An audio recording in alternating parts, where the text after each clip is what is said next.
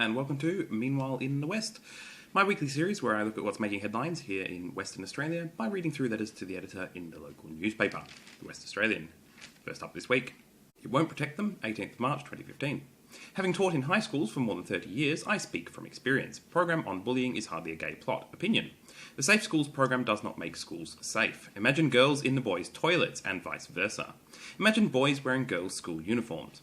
Imagine our lovely children experimenting with homosexual acts. There is no age limit imposed here.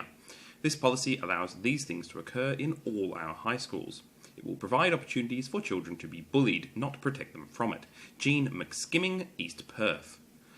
This is so utterly wrong, and I find it deeply offensive. First of all, the Safe Schools program is not a policy, it's a program. Secondly, even if it was a policy, it is not a policy about saying that children can have sex at school, which seems to be what they're suggesting there, or that homosexual children can have sex at school. It's simply a program to educate teachers about homophobic and transphobic bullying so that teachers can respond better to it and prevent homophobic and transphobic bullying in schools. That's all it is. Beyond that, it does take... It is a little bit more than that in that it takes a whole of school approach, but generally it's aimed at teachers. Now, the standard transphobic line that is brought out is that if we somehow accept trans people or non-gender binary people, people who don't fit neatly into male or female as assigned at birth, that this will involve girls going into boys' toilets and vice versa, and that this will somehow cause major problems. The problem with this argument is it is factually incorrect. There is no, as far as I'm aware, there have been no recorded cases where this has been an incident. Trans people almost always report being terrified of having issues with which bathroom they use, as they are generally not accepted either.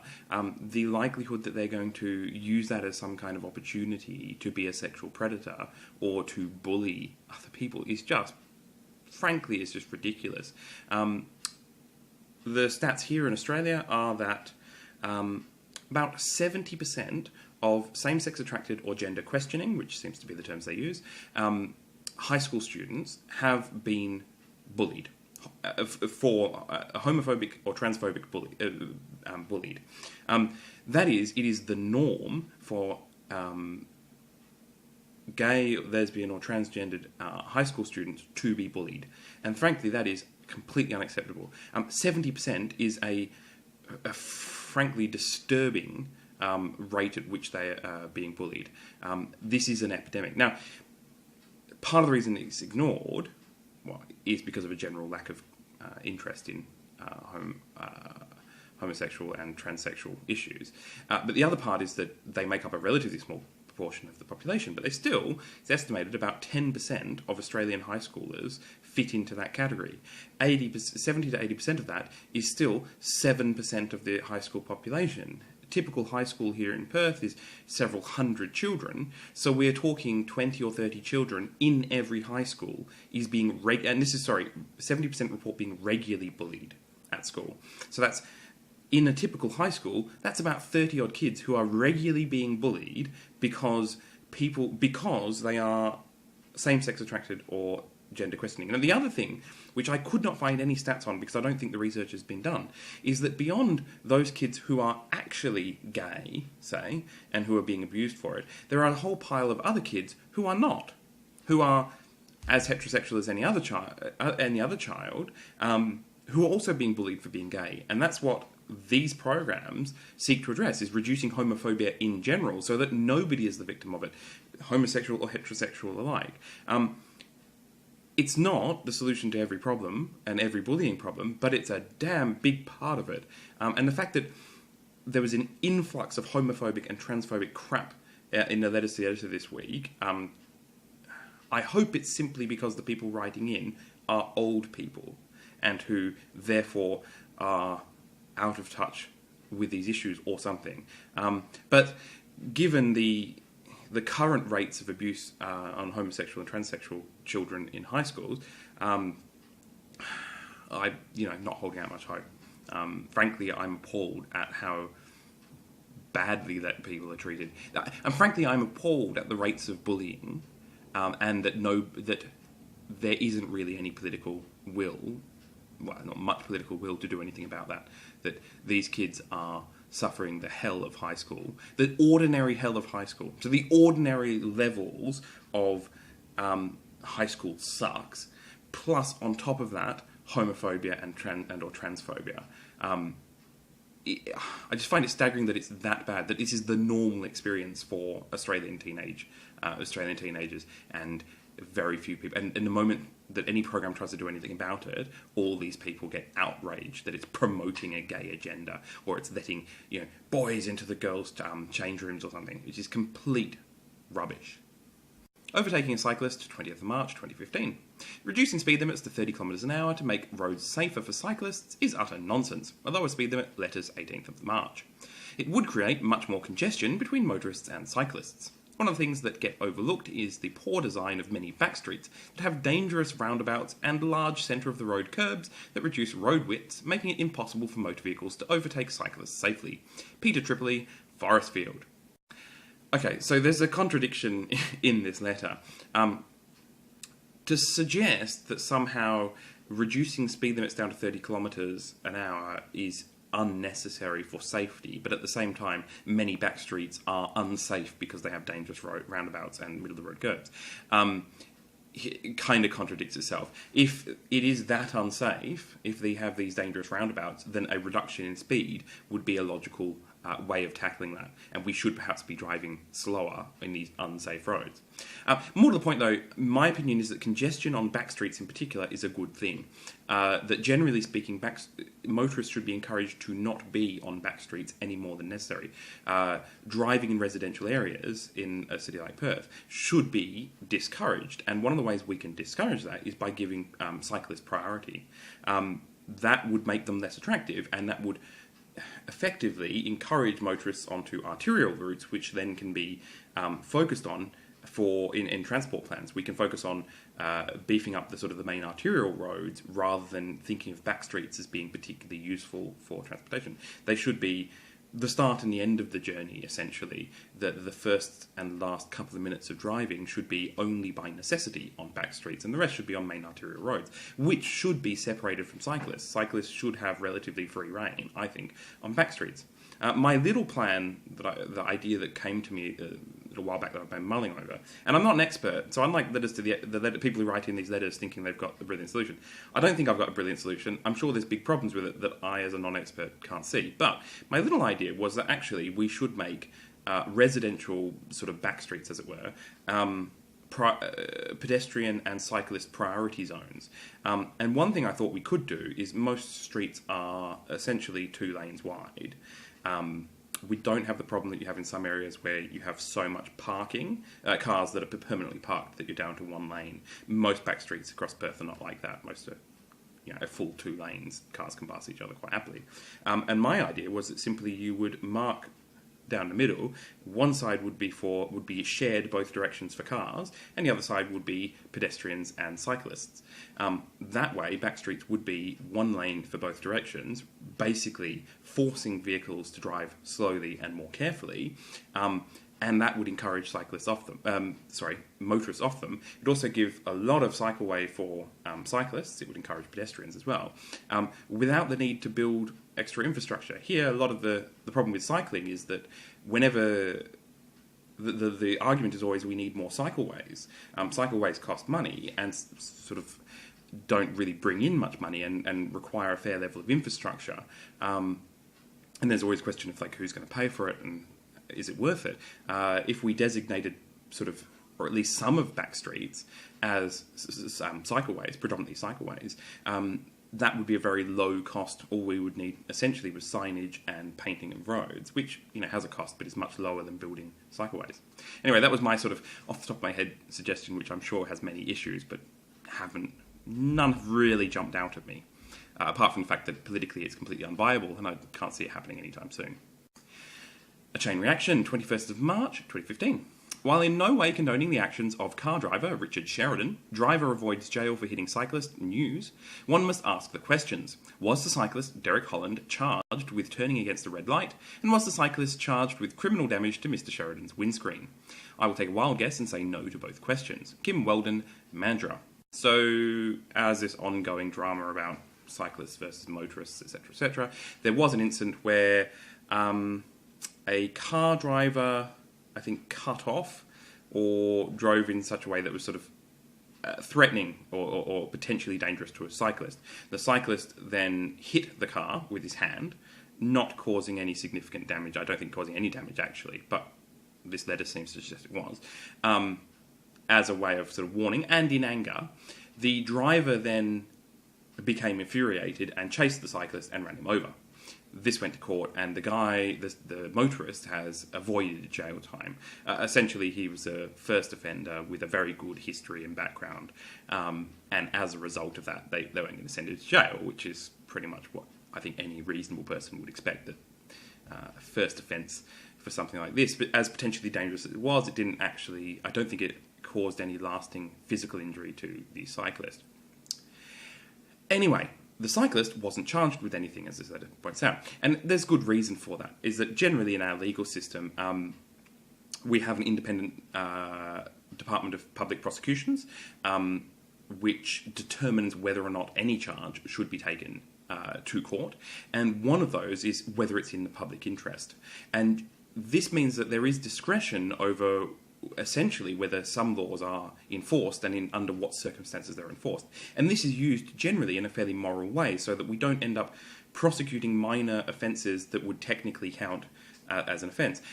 The other thing is also, offences that would typically the court would look at as being so minor as to not really be worth imposing a punishment on the offender, the DPP will generally not bring to court. That's a good rule of thumb. And in this case, I suspect that anybody would look at it and say, well, this cyclist, yes, he cycled off through a red light, and yes, he did strike the vehicle. But one, if he did any significant damage to it, that's probably less criminal damage and certainly something that could be sued for.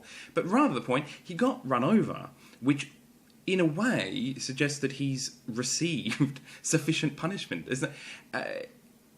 The court is unlikely to look at that as being insufficient punishment for the offences of cycling across a red light to get away from a vehicle and striking it with his hand. One would think that getting run over by an irate motorist who is trying to run you over, it's not even accidental running over, but actually, quite a fearful experience. Most people would think that's probably enough punishment for the guy, that he probably doesn't need to be dragged in front of a court for it. I suspect that any judge would look at that and go, well, obviously you've learnt your lesson, you're not going to do it again. I don't know. Seems stupid. Next up. Only Mother's Milk, 24th of March 2015. Giving a whooping cough vaccine to pregnant mothers will not protect the baby unless the mother breastfeeds. Ian Esselmont, Margaret River. So recently we have had a death from whooping cough here in Western Australia. Whooping cough, or pertussis as it's called elsewhere, is an entirely preventable disease. Vaccines for it have existed for a long time. It is part of our routine vaccination schedule, and basically everybody who's vaccinated here gets it. They also give booster shots of it to people who are likely to be around young children, generally because the infants only get full protection via the vaccine after they've had all 3 shots at about the age of 6 months. So the first 6 months of their life, they are, even kids who are able to be vaccinated, for the first 6 months of their life, they are vulnerable to it anyway. And so part of the protection strategy is to vaccinate and give booster shots to the adults and carers who will be around these children. And then there's also the issue of children who can't receive these vaccinations anyway. Unfortunately, with the anti-vaccine movement that seems to have been kind of gaining a bit of ground recently, vaccination rates have dropped somewhat here in WA, and there has been a suggestion that it's not established with certainty, but it's certainly been suggested, and it's quite likely, that the recent death has been a result. So it was an infant who was unvaccinated because they're obviously too young within the first few weeks of their life. The suggestion is they died purely as a result or largely as a result of people not being vaccinated for whooping cough. As a response to this, the government now is funding free vaccine boosters for pregnant women.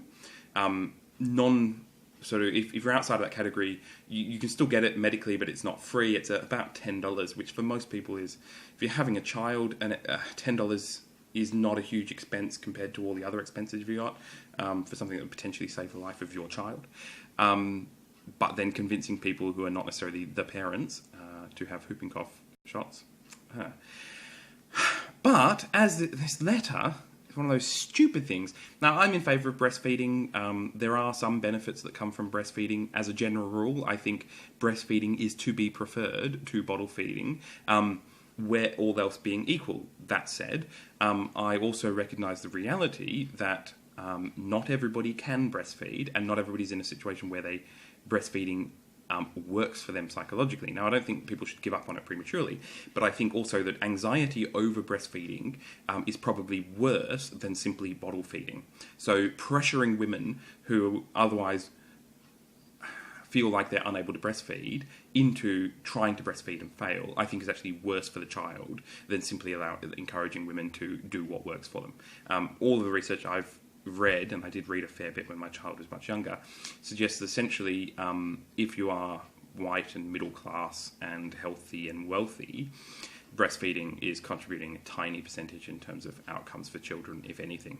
Really, the focus should be on encouraging the more at-risk populations to breastfeed more than they perhaps otherwise would, as long as they can. Most importantly, the vaccine is not necessary for the breastfeeding mother to have the vaccine. For the mother to have the vaccine to be breastfeeding in order to pass on immunity to child. That's absolutely rubbish. This letter is complete bullshit in that respect. The point of the mother being vaccinated is so that they won't catch the whooping cough, pertussis, which they then pass on to the child. That's all it is. So they don't need to pass it along via breastfeeding. It's simply providing a safe buffer zone to that child of vaccinated individuals. And it's crap like this from, a well-meaning person, I assume, drives me mad. It's bad enough that we have anti-vaxxers spreading lies. I would prefer it if we didn't have pro-vaxxers spreading misinformation as well. Last up this week, invitation to burgle, 24th of March 2015. The downside of possible implementation of a welfare card that limits spending to essential items is that crimes such as burglary and stealing will be certain to rise as the unemployed search for money to buy beer and cigarettes.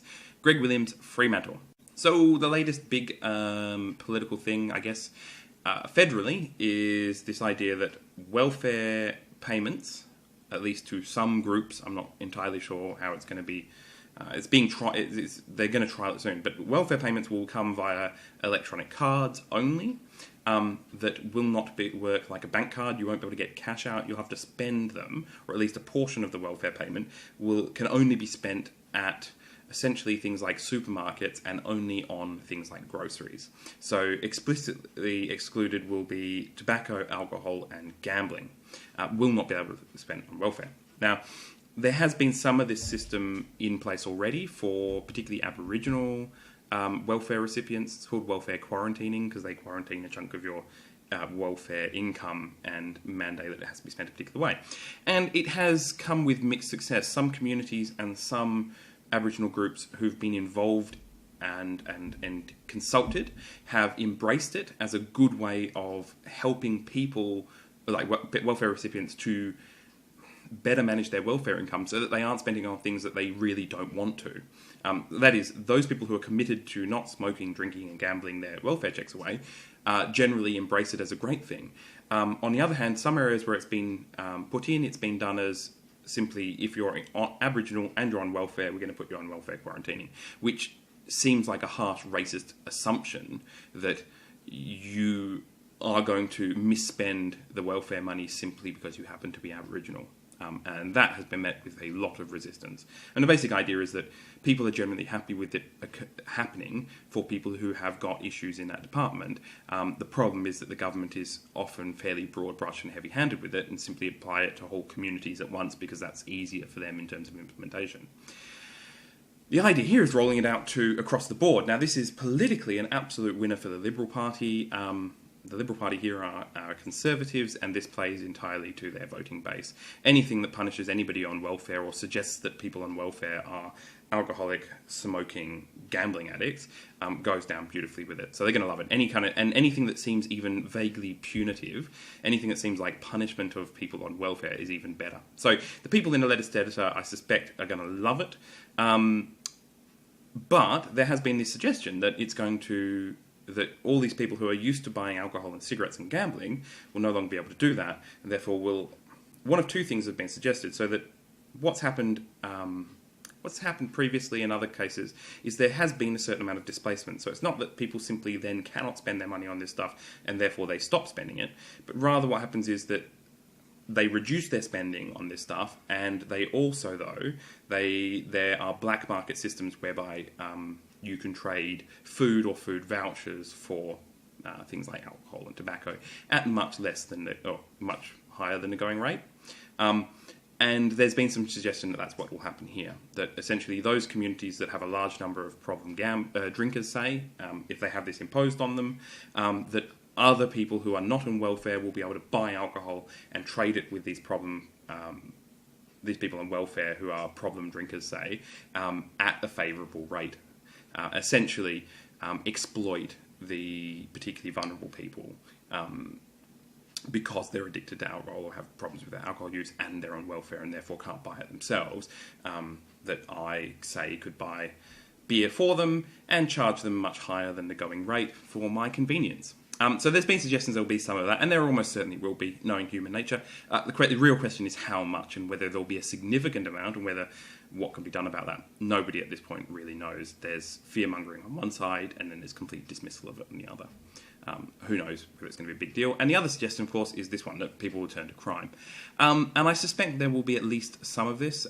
Certainly, if you are an alcoholic, if you are addicted to alcohol, then almost by definition you will do more or less what it takes to get it. And if the government prevents you from getting it, a significant number of those people who are addicted to alcohol will turn to crime or any other methods. You would expect a much lower number, but probably a certain amount of people would do the same for cigarettes, although probably a smaller number of people would do it. But generally we'd be looking at fairly petty offences, so we are looking at shoplifting. Rather than, we're probably not going to be looking at a huge increase in burglary, I'd suspect there's not that many people who are not burglars who would suddenly become burglars as a result of this. I think most people would go to shoplifting, and possibly if that became an issue and shops became harder to shoplift from because they put the good stuff behind bars and things, that you may then see some escalation into burglary. I'm not really sure. We did see, case in point, in the mid-90s or so, WA here introduced mandatory legislation that made it mandatory for all vehicles sold here to have an immobiliser. So new or old, every car that sold had to have an approved immobiliser. And there were some relatively cheap approved immobilisers available that you had to get retrofitted to your used car if you wanted to sell it. So since about the late 90s, every single car in West WA basically has an immobiliser, except for a tiny number of really old cars that haven't been sold for the last 20 years. What this meant is that hot wiring cars basically stopped overnight. Within sort of 6 months, there was no more hot wiring cars. It was just something that car thieves couldn't do. And there was a significant spike in burglaries as a result. So what happened was dedicated car thieves would then break into houses and steal car keys so they could steal the car. And so we did see that, and it's generally called crime displacement. So what happens is when you make a particular crime harder to do, you won't simply get a reduction in the level of that crime, you will also get an increase in other crimes as a sort of which is what's called displacement. And the question is always not whether there will be displacement, because there almost always is. The real question is how much displacement. In this case, I would suspect there won't be a huge amount of displacement, because we do know that access does play a big role in these kind of behaviours. So gambling, smoking, drinking, alcohol, for most people, is very impulsive behaviour. We have the addicts down one end who are very, very dedicated to this stuff.